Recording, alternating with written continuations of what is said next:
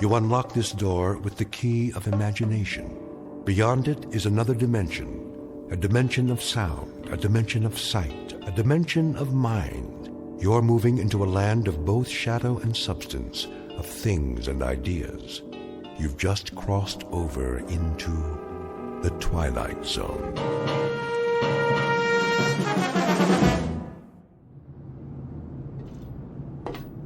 All right, men, we've got clear skies and a calm sea. Now let's get this ship back on course. Yes, sir. Mr. Smith, what is your present course and speed? Steaming on course 26 degrees true.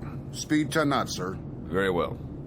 Come right to new course 270 and indicate turns for 15 knots. Aye, aye, sir.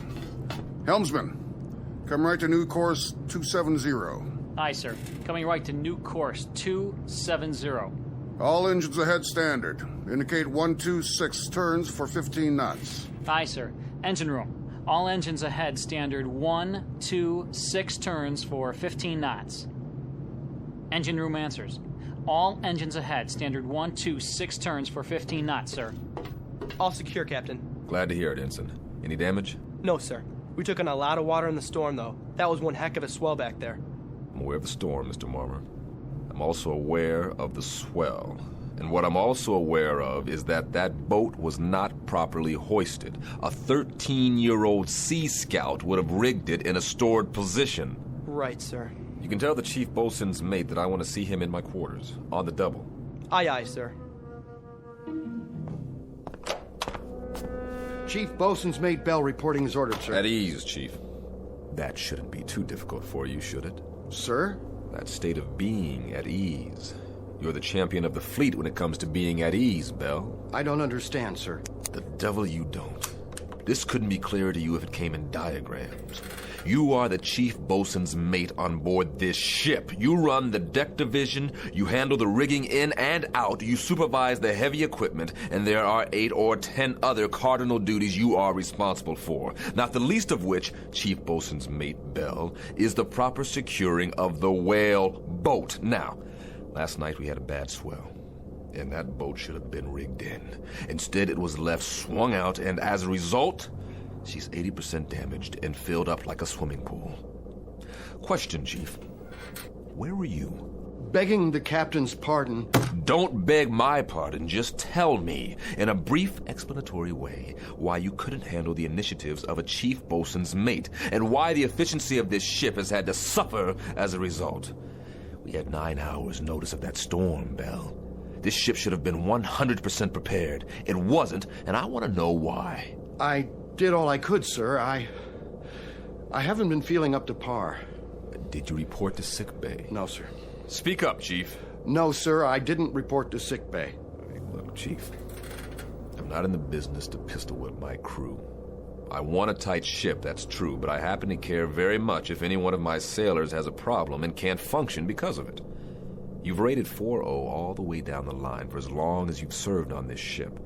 And then suddenly, in the past 3 days, you stowed all your seamanship in a trunk someplace and came up with a bunch of dumbhead boners that I would expect from a 17-year-old boot. Bell, what is the problem? There is a problem, huh? No problems, sir. I'll watch it in the future. All right, Chief. We'll leave it that way, then. If you want to bend my ear at any time, you know where my cabin is. I'm available. Keep that in mind. Yes, sir. I will, sir. All right, then. That'll do it. Aye, aye, sir.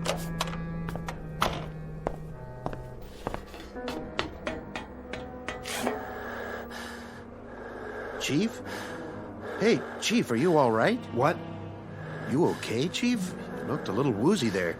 Yeah, I'm okay. What am I listening to? Sir, contact bearing 280, 1100 yards, echo quality sharp. Evaluate as possible submarine. Submarine? But not moving, sir. Dead in the water. Shift the control to listen. Sounds like hammering or something, sir. Bridge sonar. Bridge eye. We have contact, bearing 030 degrees true, range 1100 yards. Appears to be a metal object. What kind of object, sonar? We can't tell, sir. From the sound of it, it's some kind of small ship, perhaps a sub-hull. Bridge, aye. Sonar reports a contact, Captain. Evaluation is a possible submarine. A possible what? Stay on course. I'm going down to the sonar shack.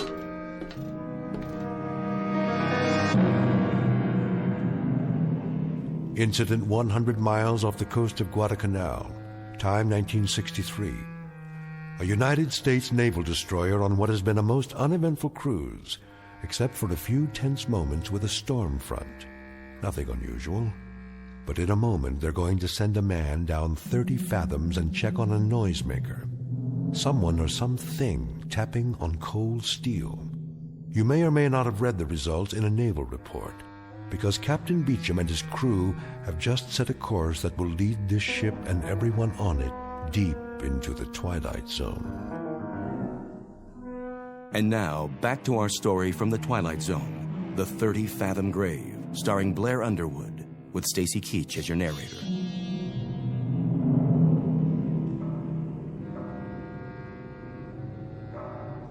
That's it, huh? That's the sound, sir. How long have you been in contact? About 3 minutes, sir. That's a funny one. Sounds like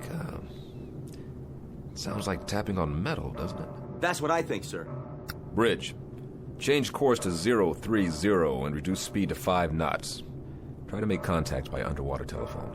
I've already tried, sir. I get no response. Listen, it stopped now. Just like that? Sonar still has the contact, sir. I'll leave it on. Stay on it. I'll be on the bridge.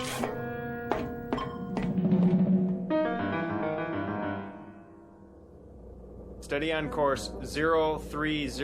All engines ahead, 1/3. 50 RPMs for 5 knots, sir. Maintain course and speed. Anything in sight? Nothing, sir. We're directly over the object. All right, all engines stop. All engines stop. Aye, sir. All engines stop. Engine room answers, sir. All engines stopped.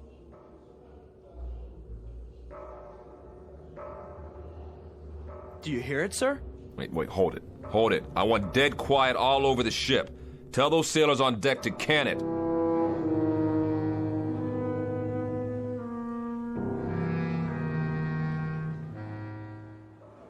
Ain't that a kick in the head? What do you suppose it is? Ghost, man. Ghosts. What do you think it is, Chief? I'm not sure. I've never heard nothing like that before. Stow it! Let's keep it quiet down there. They want us to be quiet so they can listen to it. What I want to know is, listen to what? Where you going, Bell? I don't feel so good. You don't look so good either. Make it stop. My head. Easy, Bell. You fall overboard.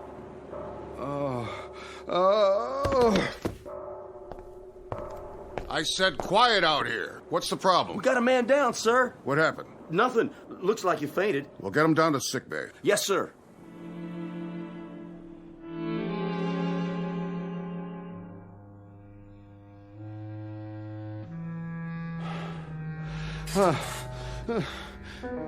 Where am I? In the sick bay. You all right now, Bell? Yes, I'm okay, Doc. What? You blacked out up there. I said I'm okay. You better stay horizontal for a little while longer. I'm serious. Captain's orders. I'll be all right. I wouldn't doubt it, but right now you look like a Class A shipwreck. We still stopped? Still stopped. They're all curious as to what's making the noise. That noise. What's the trouble? It's just such an odd feeling. What kind of feeling? I can't describe it. Lie back down now. What's the needle for? Just relax, Chief. Get some sleep. This'll help. Sure. Sure. That's all I need. A little sleep. Doc? Yeah, Bell? What do you suppose is down there? Don't worry about it. You just go to sleep. Whatever it is, the captain will know what to do.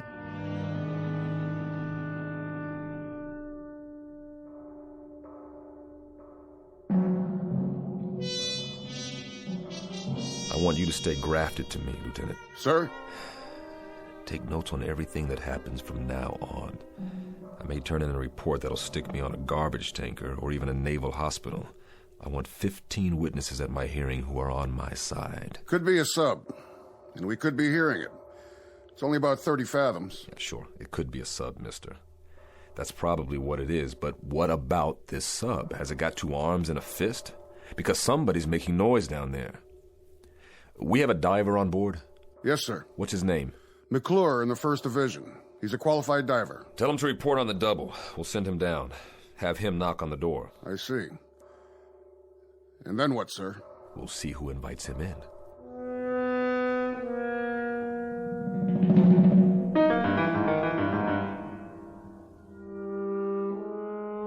McClure reporting, sir.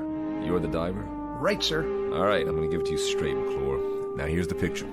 There's something down there, directly below us. Something, sir? We don't know what it is yet, just that it's a metal object about the size of a sub-hull. That's where you come in. I want you to get your equipment and go down there.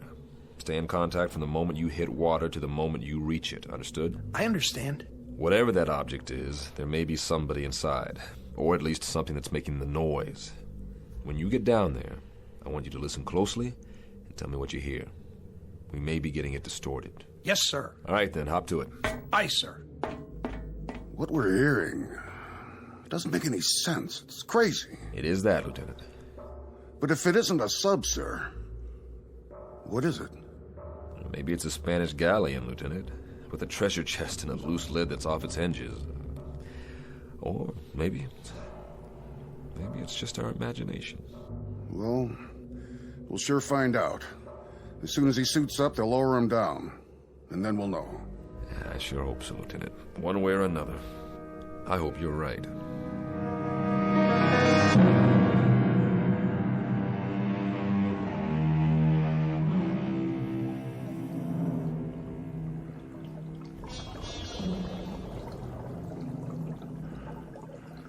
Bridge, can you hear me? Loud and clear. This is the captain. Keep talking. Yes, sir. What do you see, McClure? It's a sub, sir. No question about that. Have you reached her? I'm standing right alongside, sir. I don't hear anything, though. McClure? Her bow is buried about 15 feet into the bottom. I can't read any identification. It's covered. Or rusted over. On the side of the conning tower, McClure. Can you read a number there? No, sir. There's damage. Number's been obliterated. McClure, you hear that? Yes, sir, I do. It's coming from midship. I'm moving toward there now. Tap on the hull, McClure. See if you can get a response. Was that you, McClure? Yes, sir. No response, sir. I don't hear anything anymore. McClure, there should be 3 hatches. On the bow, on the conning tower, and on the stern. Is the ship upright? She's upright, sir. At about a 30-degree angle. I understand, McClure. Climb up on her deck and check the hatches. See if you can open them. The bow hatch is buried, sir. I can't get through to that. But wait a minute. I'll check on the one over the conning tower. McClure, what's the condition? The conning tower hatch is all bent, sir. I can't move the wheel. The whole deck appears to have been strafed. Wait a minute. Hatch on the stern the same way, sir. I can't turn her. Whoever she is, sir, she must have caught it. Say again, McClure. She must have what? Caught it, sir. The whole deck is pockmarked with shell damage. Machine gun damage, too. Is that you, McClure? No, sir. It's coming from inside the hull. Answer it, McClure. Answer it right away. This is crazy. McClure, can you pinpoint the sound? Can you tell precisely where it's coming from? I think it's... Wait a minute. Yes, sir. Directly midship, just below the tower. Keep trying. We have to know whether anyone's inside that sub.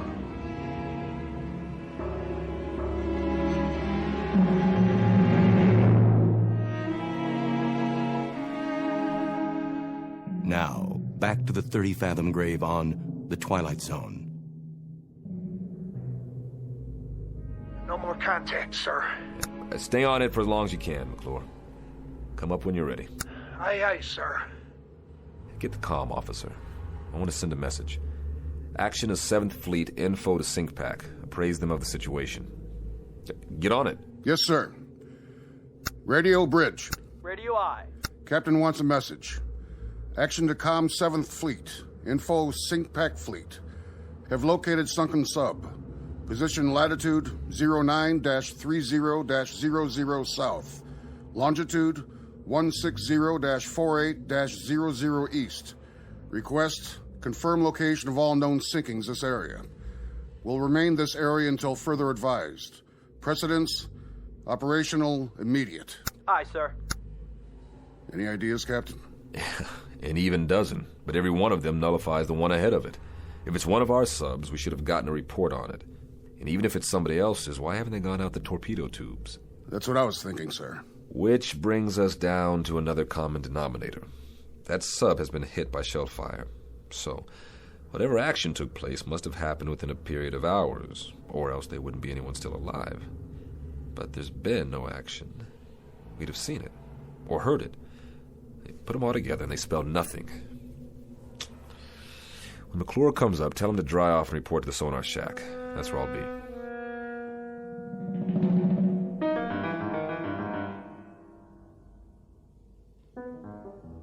How you doing, McClure? Fine, sir. I could use some hot coffee. Well, you can drink a gallon of it if you want. Just tell me. What did we find out? I don't know, sir. I don't know either, Bosun. Just tell me what you do know. There's somebody inside her. I'd lay odds on that. 3 or 4 times when I pounded on the hull, that's when somebody answered me. Well, what about the sub itself? Could you judge her length? Well, I guess her to be about 300 feet, sir. Maybe 25 feet midship. Sounds like one of ours. She looks like one of ours. There were ballast tanks and flooding ports on the underside. She's moving, sir. Now, that was the other thing, Captain. She wasn't stuck in tight. Deep, yes, but not tight. She seemed to be swaying. You still cold, McClure? I've been warmer, sir. And you will be again, but right now you're going to get colder. I want you to check her bow. Maybe she's pulled herself loose and you can finally read that number. Sonar, bridge. Go ahead, bridge.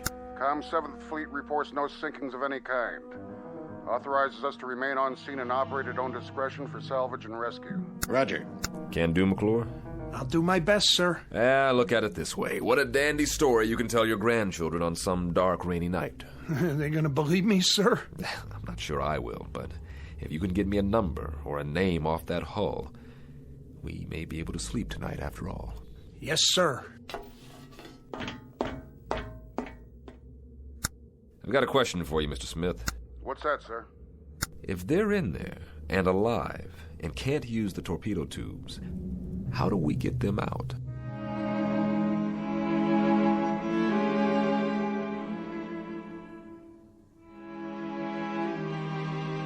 Bridge. Go ahead, McClure. This is the captain. She's pulled herself out, sir. Here's your number. 714. 714. Make a note of that, Lieutenant Smith. Yes, sir. Well, that means she's one of ours. Come on up and get a broiled steak on me, McClure. Smith, hand me the book with the hull numbers. Here you are, sir. Give me that number again. 714. Here it is. 714. Commission December 1941. Sunken action, First Battle of the Solomons, August 7th, 1942. But, Captain, that was 20 years ago.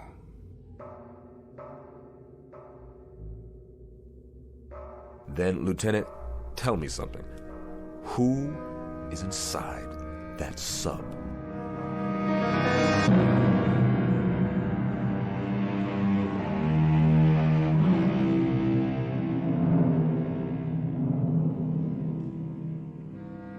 Coffee, sir? Thanks, Mimer. Quiet night. Too quiet. How long's it been now? About 3 hours. Is he sending McClure down again? Beats me. All I know is there's a boiler tender second who's making book in the crew's quarters that the thing below us is a sea monster with 3 heads and we're all living on borrowed time. I don't know what scares me more, when they pound or when they shut up. I don't know what scares me more, a 20-year-old sub with somebody alive inside, or what the commander of the Pacific Fleet will say to me when I tell him that. And to compound the problem, I've got a chief bosun's mate with something eating at him. Bell? Bell. What made him black out? That's part of the problem. Could be he's dredging up a couple of memories. What do you mean, memories? This is World War II revisited for him. He got picked up here after a sinking. That's the way I hear it. He was on a ship that got hit, only survivor or something like that. Got picked up from the water. Maybe it is dredging up some memories, then. Here we go again. What's the matter? They can't make up their minds down there? There's one more question, an important one. What's that, Captain? Who's they?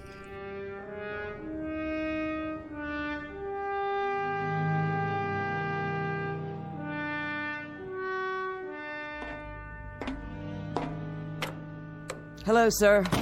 Doc? How's it coming down there? Yeah, it's coming. How's your patient? Asleep, sir. I was just going to get some chow. Keep me posted. I'll be in my quarters. Aye, sir. No. No! No! What's the matter? Belle! What happened? I was looking in a mirror, and I saw faces. They were staring right at me. They were pointing at me. I know it sounds crazy, but they were there.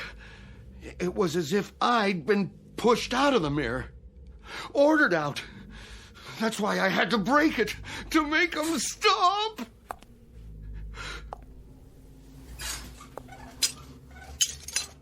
Doc? Yeah, Chief.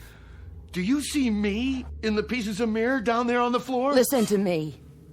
I see you right here in front of me. I see you just fine. Remember that. Nobody is ordering you anywhere. You're not going anyplace. We're gonna lick this, Belle. I mean it. We're gonna lick this. Oh.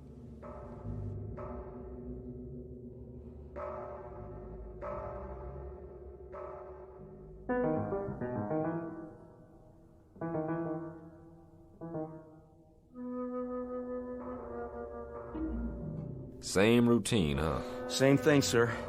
But it's getting a little fainter, I think. And they don't acknowledge our signals at all. But it's definitely fainter. It's some piece of equipment. That's what it is. Something loose that's probably swinging back and forth and hitting a bulkhead. Possible. That's the only explanation. I mean, well, think about it, Captain. A 20-year-old sub in the deep six since the war? Who could be down there? Somebody who dies awfully hard.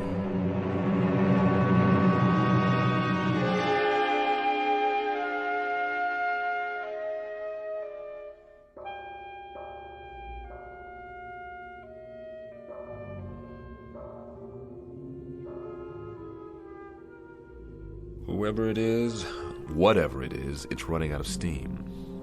I wouldn't make book on this, but I've got a hunch that if we don't get inside there, and I mean quick, we're gonna miss the boat. So we go down, and like you said, we knock on the door, but we've done that before. No, we don't knock on the door this time. Now we kick the door open. Begging the captain's pardon.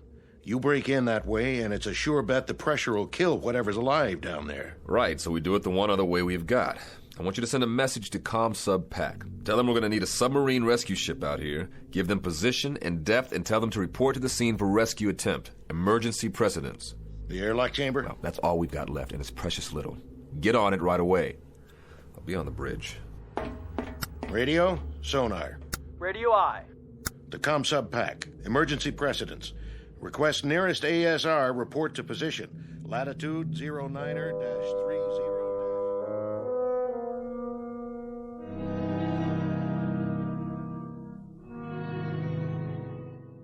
Doc? Yeah. You got a cigarette? Sure, Belle. I'll do it. Your hands are shaking. Thanks.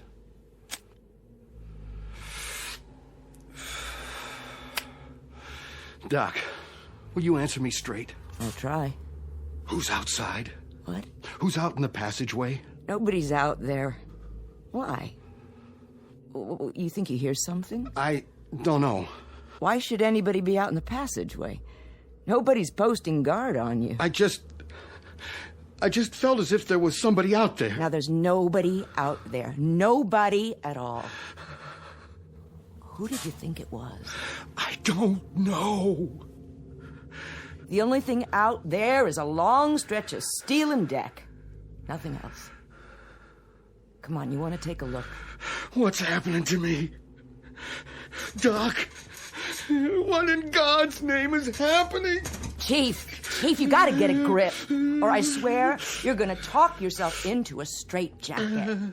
I mean it. I got the feeling again. Just as if somebody was watching me, pushing at me. Doc? What, Belle? I'm scared to open the door. Then don't.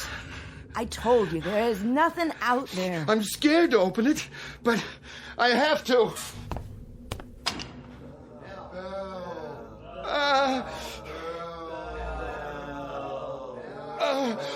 No! What did you see? Men! What men? All wet. Dripping wet and not alive. They were looking at me. Listen. I didn't see a thing, Chief, and neither did you. Oh. Did you hear me? All you saw was what your scared brain told you to see. Oh. That's what it was, what you've talked yourself into. Now pull yourself together, sailor. But I tell you, I saw it. Then I'll prove it to you. No! See? Nothing, I told you. What the... Water on the floor. And where did that come from?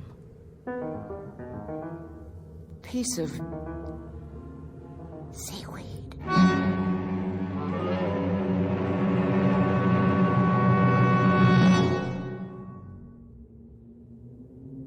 That about does it, McClure.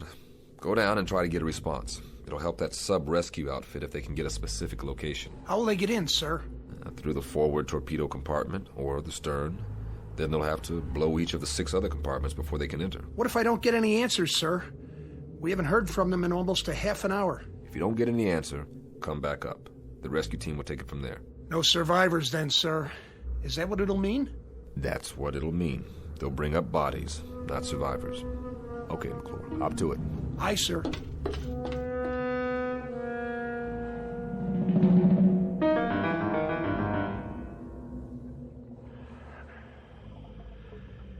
I've reached the sub, sir.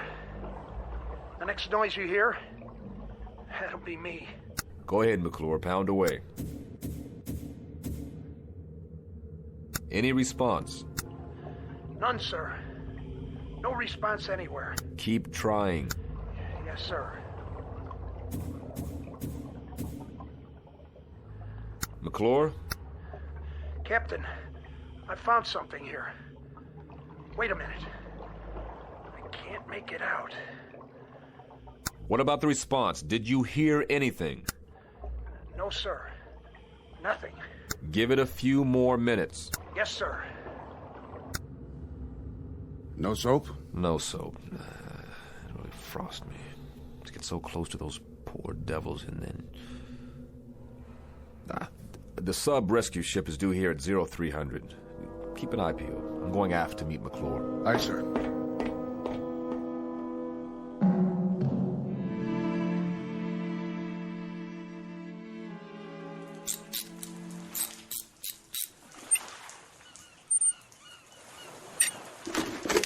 Bet it feels good to get that helmet off. Oh.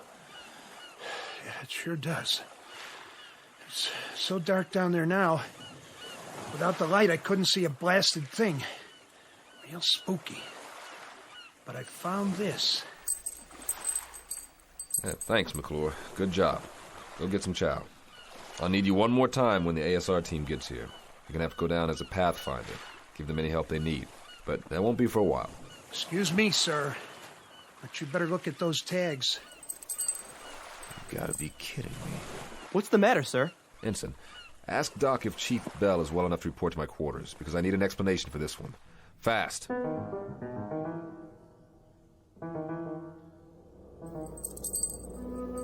Go ahead, Bell. Read what it says on these dog tags. I don't have to, sir. I know what it says. It says Bell, William J. That's yours. Yes, sir. McClure found it on the deck of that sub down there. When did you lose him, Bell? I lost him a long time ago, sir. 20 years ago. How? I don't remember, sir. Try, Bell. Try to remember. I was on a ship. What ship, Bell? A submarine. The one below us, sir. That was my boat. Who's making the noise down there, Bell? What's it all about? Do you know? We were on the surface. It was night. I was a signalman then. I was supposed to put the infrared filter over the signal lights. Otherwise, they would have seen us. They would have seen the light. They would have found us. I don't know what happened. I was scared, clumsy. I dropped the signal light. The filter fell off. They were waiting for us out there. Japanese destroyers. They saw our light. And it was my fault. They let us have it. They straddled us with the first salvo. The captain took the sub down, but it was too late. They unloaded depth charges. And that sub wasn't ever coming up again. What about you? I got flung over the side when the first salvo hit. And all that time I was in the water, I could... You could what? I could hear the voices of our guys down below me. They were screaming. I know what it is now.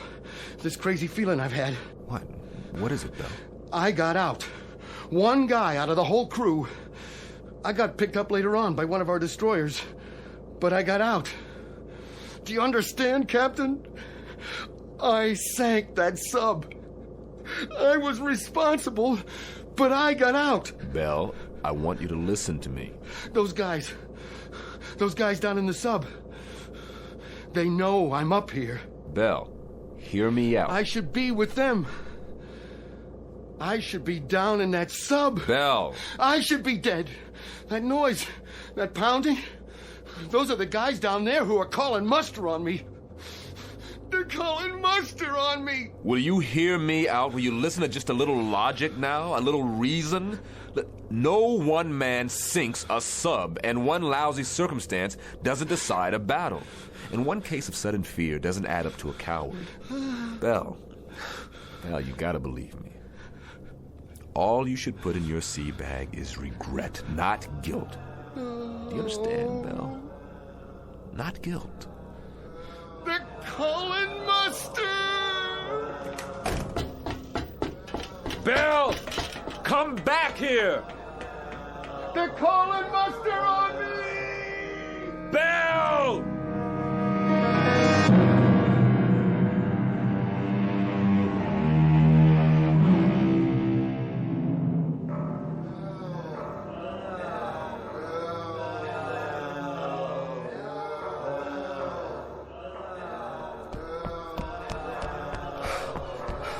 Bell, get away from the rail. Now, that's an order. They're calling me! Man overboard! Starboard side!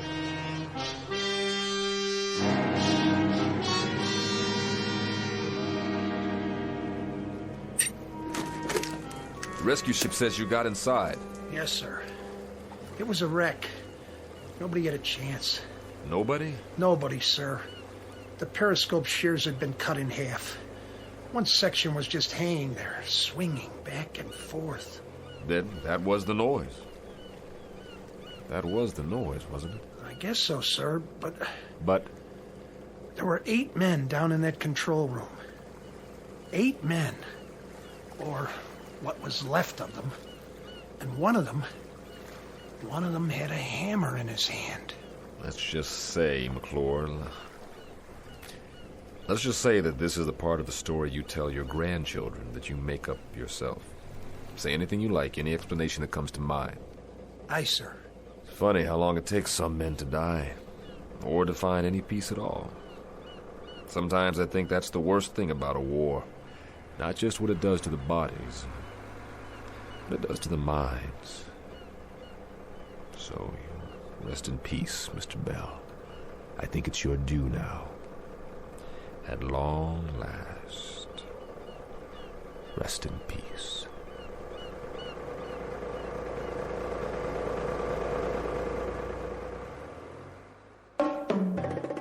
Small naval engagement. The month of July 1963. Not to be found in any historical annals. Look for this one filed under H for haunting in the Twilight Zone.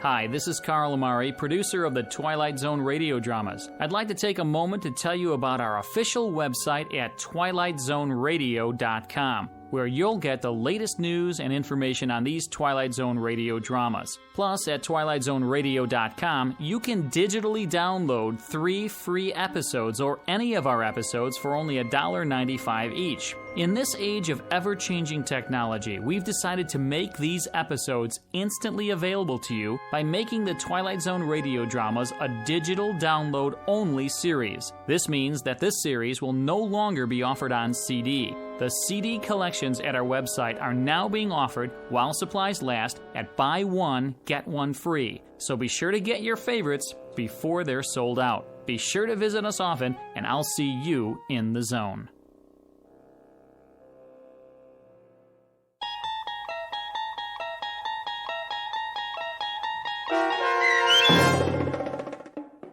"30 Fathom Grave" starring Blair Underwood, with Stacy Keach as your narrator, was adapted for radio by Dennis Etchison and based on a script by Rod Serling. Heard in the cast were Richard Hensel, Rich Kominick, Linda Ryder, Turk Muller, Peter DeVito, Doug James, Rick Peoples, Roger Wolski, and Carl Amari. To learn more about the Twilight Zone radio dramas and to obtain audio cassettes and CDs of these programs, visit our website at twilightzoneradio.com. This copyrighted radio series is produced and directed by Carl Amari and Roger Wolski for Falcon Picture Group. Doug James speaking.